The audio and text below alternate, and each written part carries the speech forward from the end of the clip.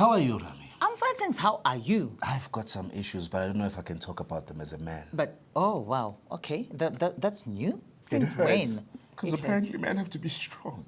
Apparently. We can't speak about emotions. But you're already crying, Nje. I'm not. I'm holding it in. Oh, Because okay. I'm a man. You're not a good holder in.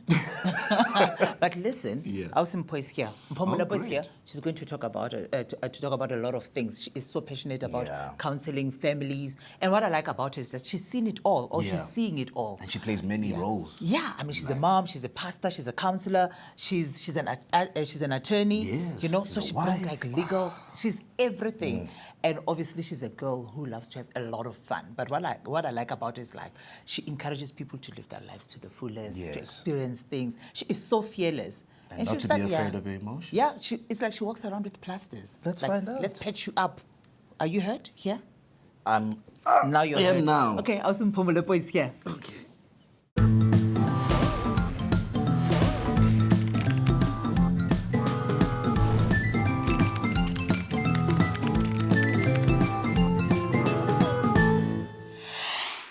We spoke about cohabitation at some point, right? Yes, we did. Yeah, and I think it would be great to find out what happens when the end of cohabitation happens.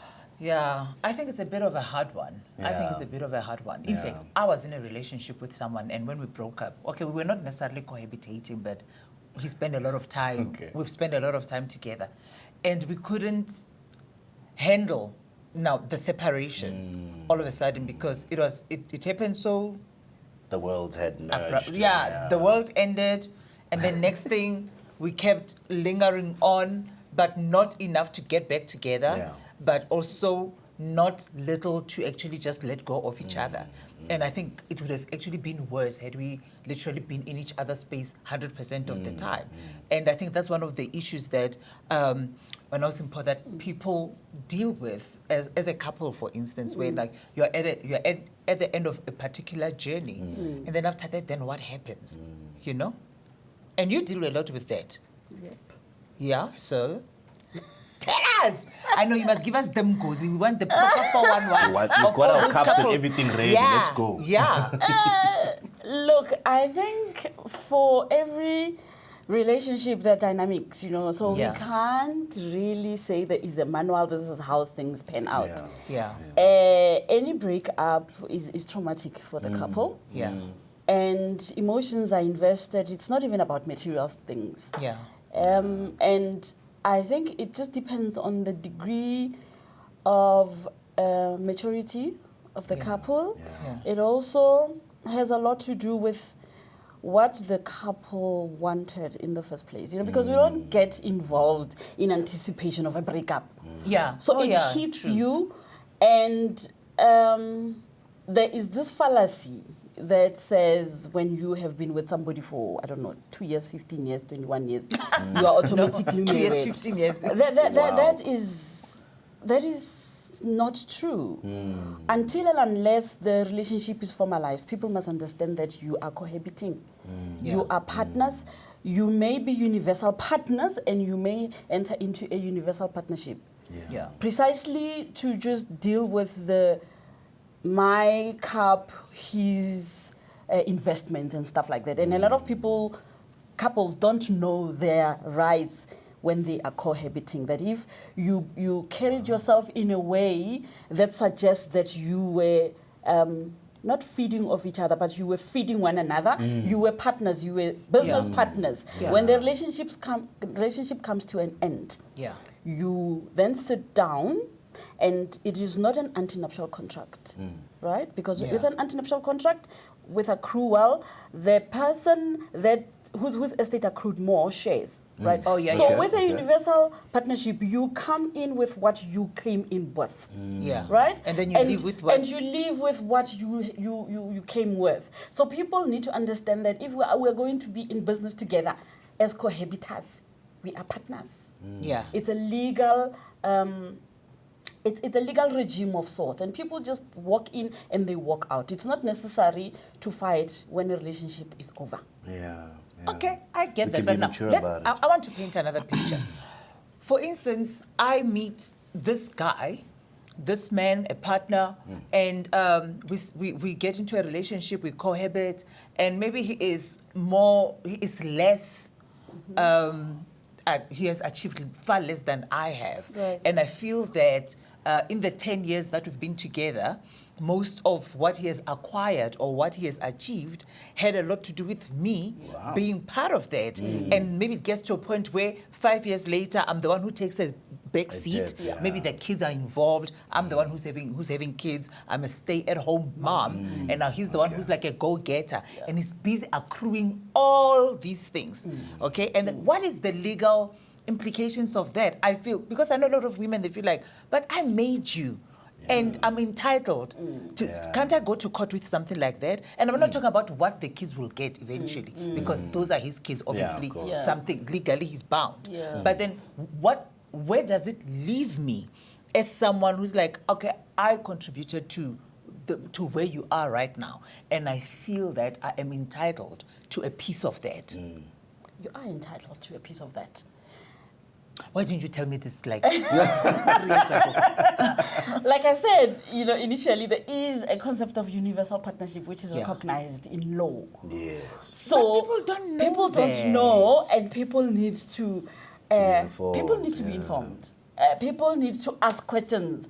When you get into any relationship, you need, somebody said, don't get into anything without knowing how to exit and what the exit mechanisms are. Wow. But isn't that a bit too clinical? No, it's not clinical. It's life. Life happens to all of us. And sometimes we go into relationships with our hearts, right?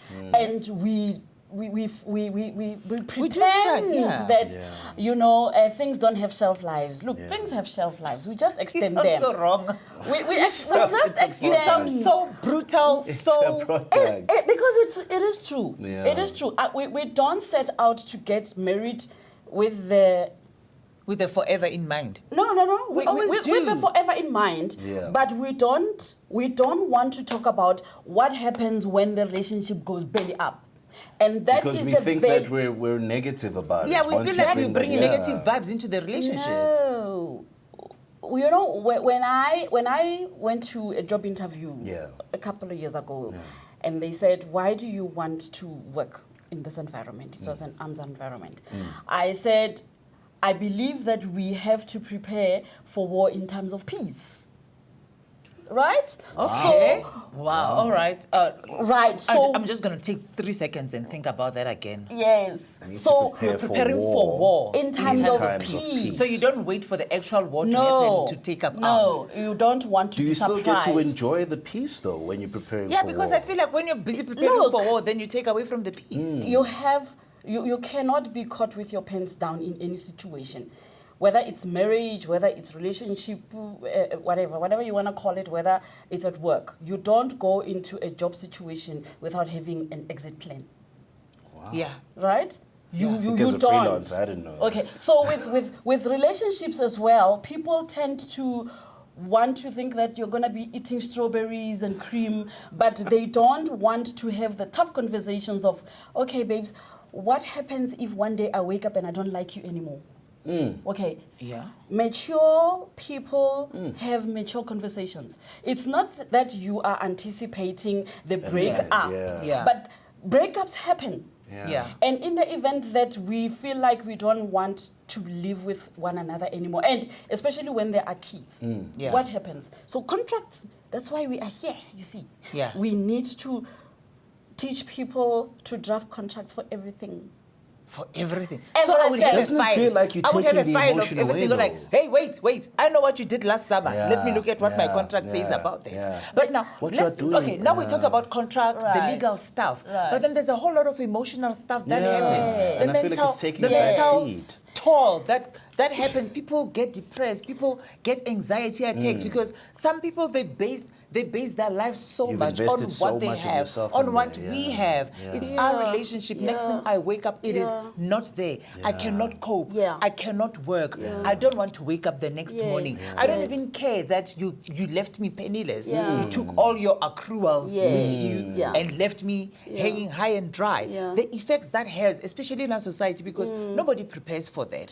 That is why with the youth as well, they'll be like, oh no, we are trying to help the youth to not fall pregnant. But nobody is talking about the different ways of contraception, how to get, how to avoid STIs, how to, you know, to basically arm yourself, like you're talking about being armed, to prepare for war. But we always, I feel like we're always a reactionary society. And when then we cannot deal with stuff, we hide. We just like, no, make it go away.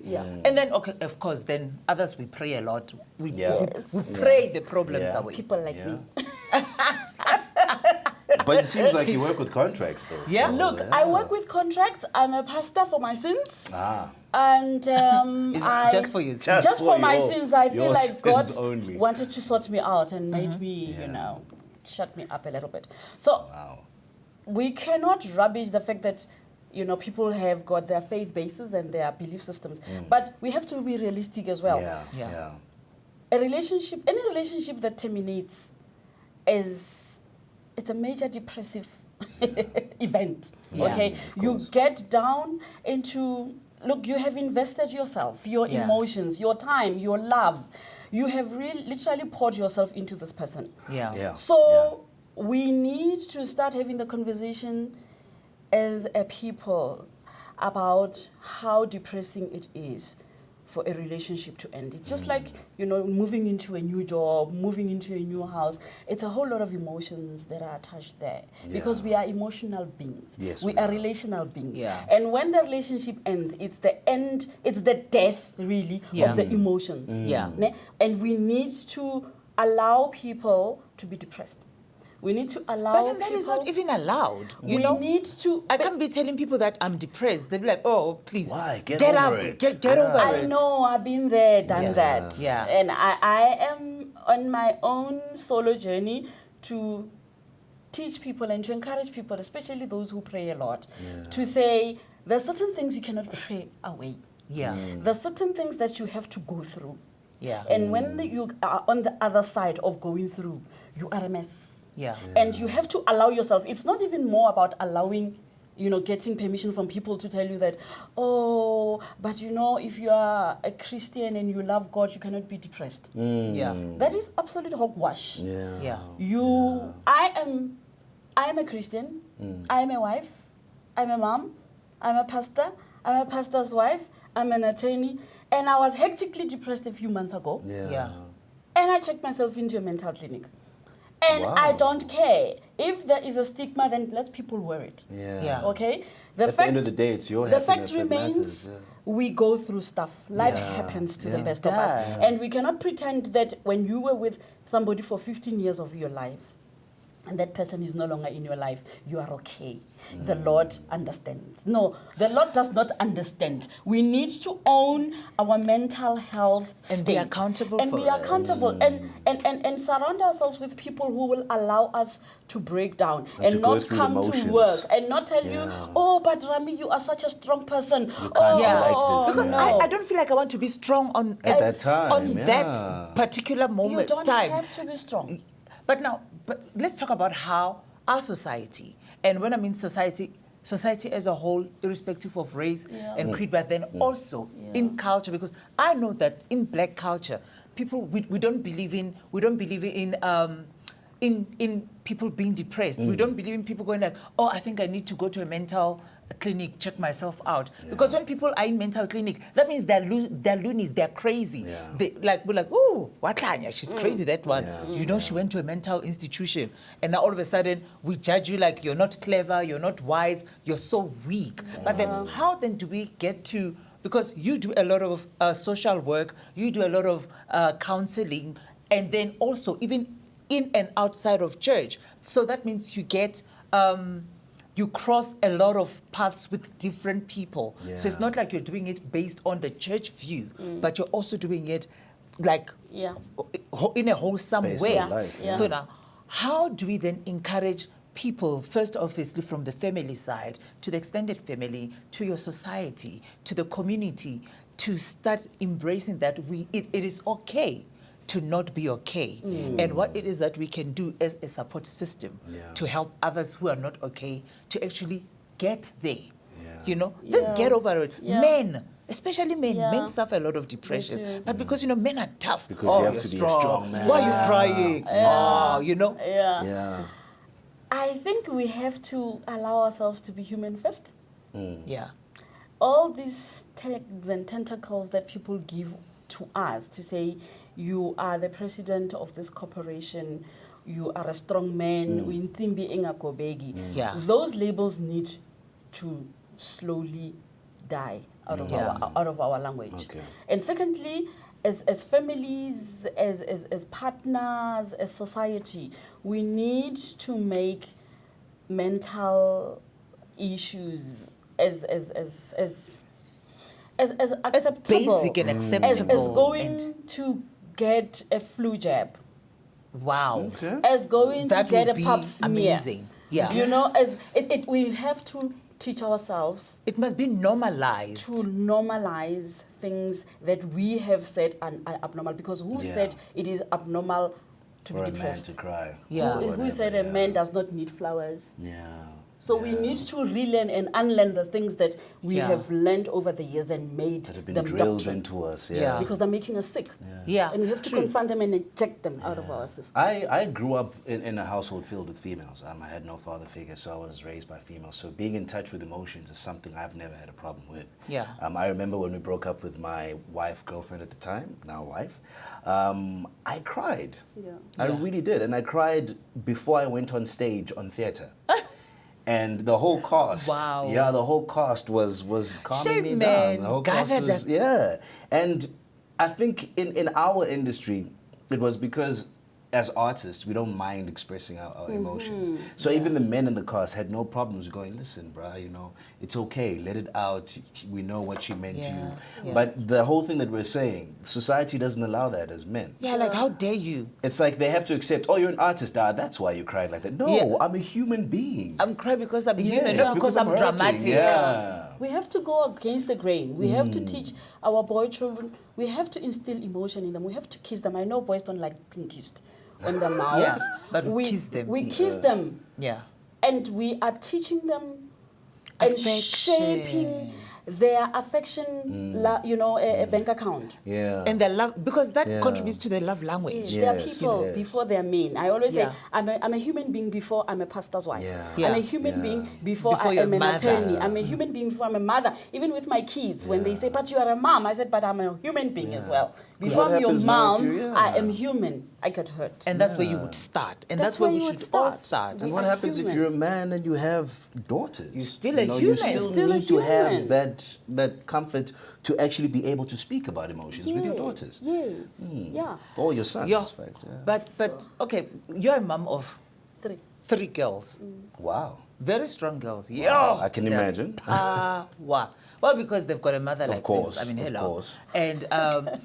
And I know that they're strong because of the kind of woman that you are. A lot of qualities that they've learned from you. Yeah. And Yeah. even when you speak, whether you're on social media, she's always screaming at everybody at social media. You must follow her, and she is always because she's a pastor. They always call her they call her a rebellious pastor because she doesn't speak the so-called expected The norm, language yeah, of of what a you've pastor got should be you've got saying. you have a toothache. Let me tell you what the book of Matthew says about that. No. Like you have a toothache, you're either gonna go to the dentist Yeah, or you better yeah. put some pill there, something, Yeah. take a painkiller. Of course. And I think that we need people like you, more people like you, who are able to touch base with the human element of the society, of the people. Then it's easy for us to be like, okay, fine. I am human first. I am not okay today. Yes. And I know that I need to go through this so that I can eventually be okay. And I'm glad that you're able to share with the stories because we always look at you, power, strength, yeah. this women of valor, not just the men, women of valor. And then next thing you'll be like, you know what? I'm actually going to take my time out. Yeah. I am depressed. Yeah. Sometimes even the counselors need counseling. True. And it's amazing that you embrace it so much and you're able to share unashamedly so. And I think that is something that will help us as a society, as a community, as a nation to build towards that, to say it is okay if you are not okay. Let your emotions Yes. be. Yeah. And thank you so much. Thank you so I much. love you. Love you. It's amazing. Okay, well, I love you guys too. But Okay, we love you too. We love you. We love you.